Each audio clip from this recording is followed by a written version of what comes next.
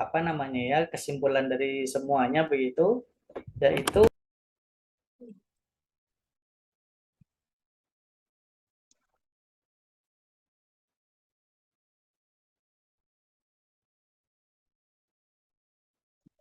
Suaranya mute, Mas Bagus. oh iya baik, mohon maaf. Mhm, Baik, jadi pertanyaannya ini kurang lebih adalah yang tadi sudah dijelaskan sama Ustadz mhm, Tisno. Hanya saja mungkin ini sebagai kesimpulan juga menjawab dari mhm. semua pertanyaan tadi, yaitu senioritas di kalangan santri biasanya selalu ada dan itu biasanya jadi permasalahan. Apakah ini karena kesalahan manajemen atau karena ujrohnya yang tidak begitu jelas atau manajemen seperti apa yang seharusnya digunakan untuk mengelola santri dan ustadz agar orang tua santri merasa nyaman menitipkan anaknya di pesantren. Silakan Hmm. Ustadz. Oke, terima kasih Mas Bagus. Jadi ini mungkin terkait sebenarnya kalau saya detailkan pertanyaannya atau merujuk kepada teks ini ada hal yang ini sebenarnya. Pertama, senioritas di kalangan santri biasa selalu ada dan itu biasanya jadi permasalahan. Nah, ini memang banyak terjadi terutama nanti betul terkait dengan manajemen pengelolaan, terutama nanti pengelolaan asrama. Ada banyak buku sekarang Mas Bagus terkait dengan saya juga dengan mahasiswa itu sudah menyusun juga untuk manajemen asrama ya manajemen asrama pesantren gitu ya. Jadi bagaimana mengelola pesantren ya terutama nanti fokus di asramanya saja. Kenapa? Karena tadi kadang memang biasanya di beberapa pesantren itu misalnya ada musrif misalnya musrif itu adalah apa ya? Jadi pembimbing kamar itu adalah santri senior biasanya gitu ya. Santri senior. Nah, karena mungkin manajemen itu dia dalam seleksinya juga mungkin juga kurang tepat, kemudian tidak juga diberikan training and development gitu sehingga kemudian terjadilah bullying gitu ya, terjadilah apa namanya apa hal-hal yang tidak diharapkan gitu ya. Ini bisa menjadi satu apa kurang efektifnya manajemen itu berjalan dengan baik. Nah, kalau terkait dengan ujroh ini sebenarnya agak agak sedikit berbeda ya.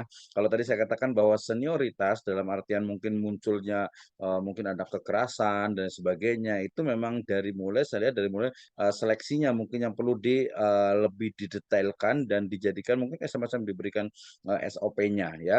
Kemudian juga biasanya itu mungkin dari sisi juga mengelola asramanya, siapa yang memilihnya, kemudian juga dilatih. Kan sebenarnya ada nih beberapa itu kan banyak sekali tuh biasanya. Jadi ketika santri senior itu dia dipilih untuk jadi tadi pembimbing kamar gitu ya, per kamar ataupun asrama itu biasanya selalu ada seleksi. Nah, itu ada tuh. Kemudian juga ada trainingnya juga sebenarnya biasanya ada. Cuman ini mungkin kurang nih kalau menurut saya nih. Berarti ya betul saya bisa bisa membenarkan dari statement ini ya bahwa setelah diseleksi dipilih orang yang memang dia bisa membina, dia mungkin sayang juniornya gitu. Kemudian juga di training juga bagaimana mengelola santri, bagaimana mengelola junior, bagaimana mungkin apa peer to peer apa untuk ininya untuk apa connection-nya seperti itu, hubungan yang teman sebaya ya, jadi jangan terlalu menganggap senior dan seterusnya itu ya ke manajemen memang itu ya. Nah,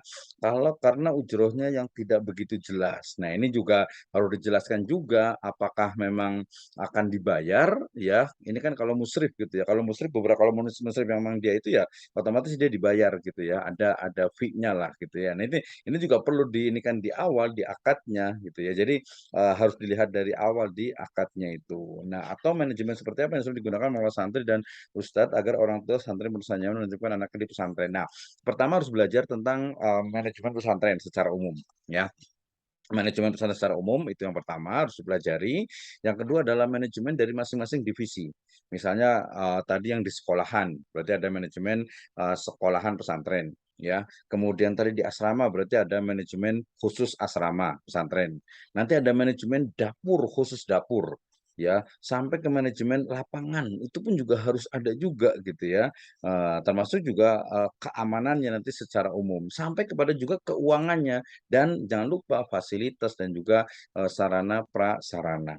Nah, ini yang perlu ditingkatkan nih agar santri, orang tua santri itu merasa nyaman dan juga puas dengan fasilitas atau dengan layanan yang ada di pesantren tersebut ya. Termasuk juga tadi kalau keuangan ya bisa jadi karena mungkin tidak jelas akadnya, wah jadi horor nih, nggak boleh juga gitu ya. Ketika diangkat jadi musrid, jadi pembimbing ya harus jelas, oke Anda dibayar sekian gitu atau enggak dibayar gitu, mau apa enggak?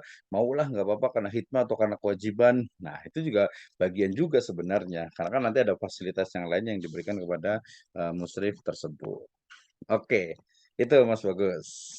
Baik, alhamdulillah. Insya Allah pertanyaan sudah terjawab semua. Jadi